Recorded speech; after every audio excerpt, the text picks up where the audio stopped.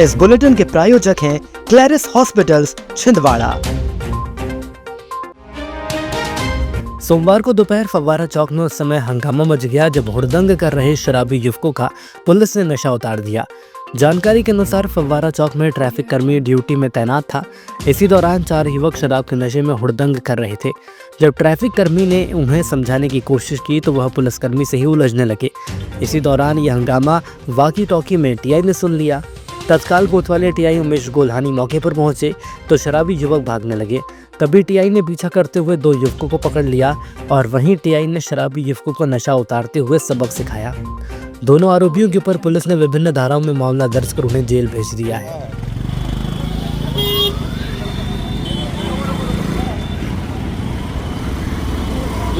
बस यहीं रोकना, यहीं रोकिए।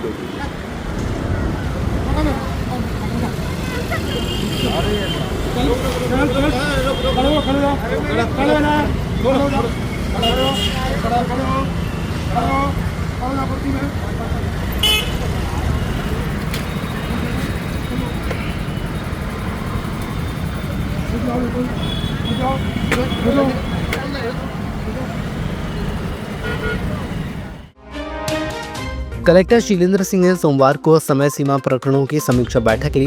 बैठक में उन्होंने विभिन्न विभागों से जुड़े समय सीमा के लंबित प्रकरणों की गहन समीक्षा की और लंबित मामलों पर तुरंत कार्यवाही के निर्देश दिए।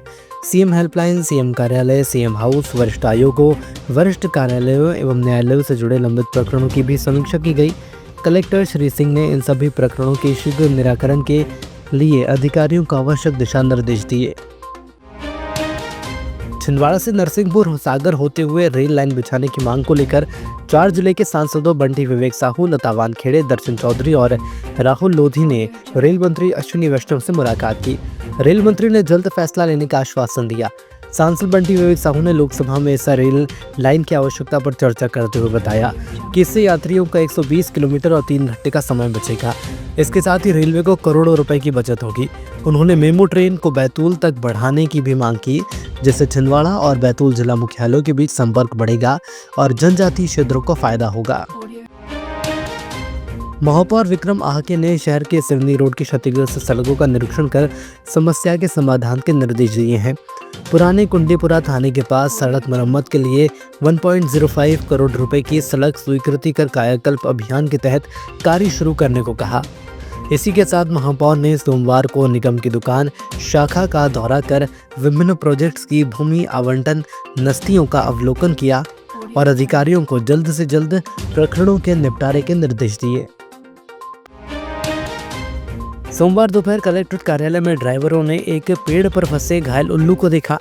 घायल उल्लू को सावधानी पूर्वक निकाला गया। निकालने पर पता चला कि वो चाइनीज मांझे में उलझा हुआ है, जिसके चलते गंभीर रूप से घायल हो गया था। ड्राइवरों ने उल्लू को तुरंत पशु अस्पताल पहुंचाया, जहां डॉक्टरों ने उसका उपचार किया। फिलहाल उसकी हालत नाजुक बनी हुई है। प्रतिबंध के बावजूद भी शहर में खुलेआम चाइनीज मांझे की बिक्री चिंता जोरों पर है। प्रशासन की अनदेखी के कारण न केवल पक्षी बल्कि आम जनजीवन पर भी खतरा मंडरा रहा है। घायल अवस्था में उल्लू हमको यहीं मिला कलेक्ट्रेट कार्यालय झाड़ के पास। किसी ने इसको चोटिल कर दिया है। पतंग के धागे के कर्मचारियों ने हमको कहा कि भाई इसको पहले फर्स्ट एड करा लो। नगर निगम क्षेत्र के अंतर्गत बजरंग नगर में सोमवार को जमकर हंगामा हो गया। दरअसल कॉलोनाइजर मनोहर भादे बजरंग नगर में प्राथमिक स्कूल के सामने शासकीय भूमि पर अवैध रूप से कब्जा करने की कोशिश कर रहा था। तभी स्थानीय लोगों ने इसका विरोध कर हंगामा शुरू कर दिया।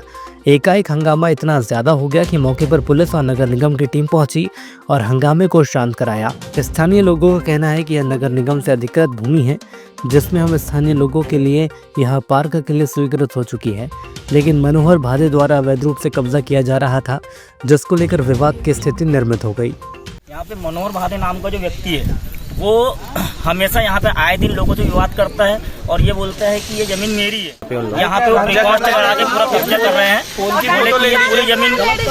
ये पूरी जमीन फोटो ले लीजिए 100 बाई 100 की पूरी मेरी है और ये रिकॉर्ड चुका के यहाँ पे कब्जा करने की पूरा उनका फुल ये था। तो उसके बाद हम लोगों ने मना किया, तो विवाद करने की उतारू हो गए। पूरा परिवार यहाँ पे मारा, झगड़ा लेके आ रहे हैं मारने के लिए। देहात पुलिस द्वारा लॉ कॉलेज में सोमवार को साइबर अपराध पर जागरूकता अभियान आयोजित किया गया। अभियान के तहत थाना प्रभारी गोविंद राजपूत ने छात्रों को साइबर अपराधों से सतर्क रहने के लिए प्रेरित किया।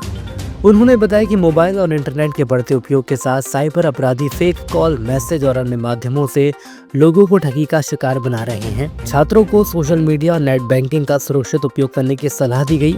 इसके साथ ही साइबर अपराध से बचने के उपायों पर चर्चा की गई और उन्हें सतर्क व जागरूक रहने के लिए प्रेरित किया गया।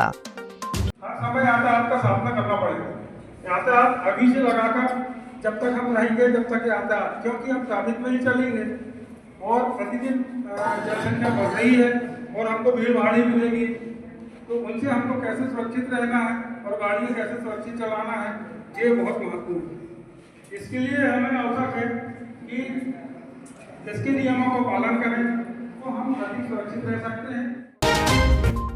शहर की कुसमेली मंडी में स्थित शासकीय प्राथमिक शाला में समाजसेवी नरेंद्र साहू ने सोमवार को 75 स्कूली छात्र छात्राओं को स्वेटर और जैकेट वितरित किए।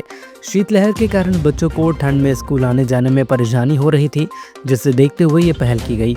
इस दौरान उनके साथ यमन साहू, मुकेश खरे, संकुल प्राचार्य बघेल जी, शाला स्टाफ, बच्चों के पालक और अन्य गणमान्य लोग उपस्थित रहे। इस मदद से बच्चों को ठंड से राहत मिलेगी और नियमित रूप से स्कूल आने में आसानी होगी। हम ये समाज सेवी लोग हैं और हम हर जगह की समाज सेवा के लिए उपलब्ध रहते हैं।